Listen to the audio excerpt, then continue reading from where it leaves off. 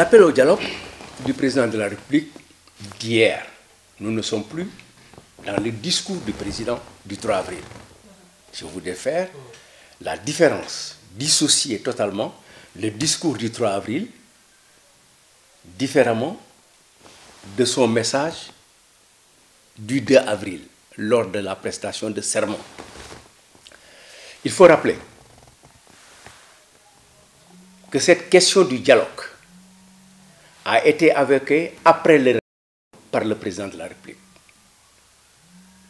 et avait même pris la décision de faire de cette journée d'appel une journée commémorative qui se fêterait tous les ans, la journée du dialogue. Vous vous en souvenez?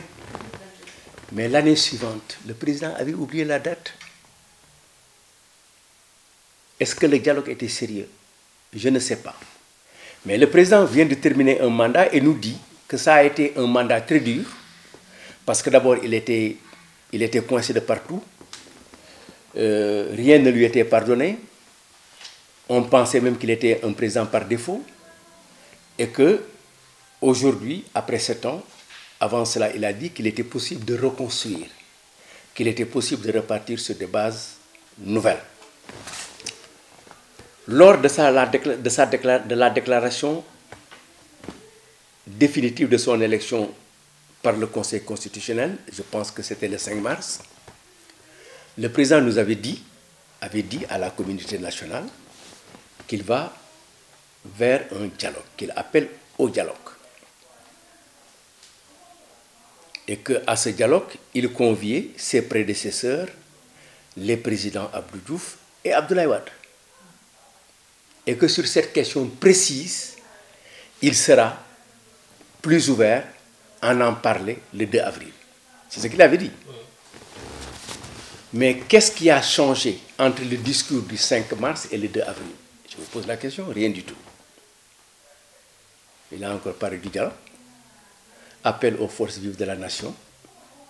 Il a simplement dit maintenant clairement aux acteurs économiques et aux acteurs sociaux. Mais rien n'a bougé sous le soleil.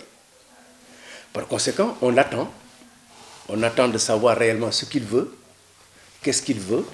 On sait qu'aujourd'hui, au moins c'est plus large, c'est tout le monde, c'est tous les segments de la société, sont les partis politiques, les organisations syndicales, les organisations religieuses, les daïras, le monde sportif, le monde de la lutte, tous, sans exception, seront conviés à ce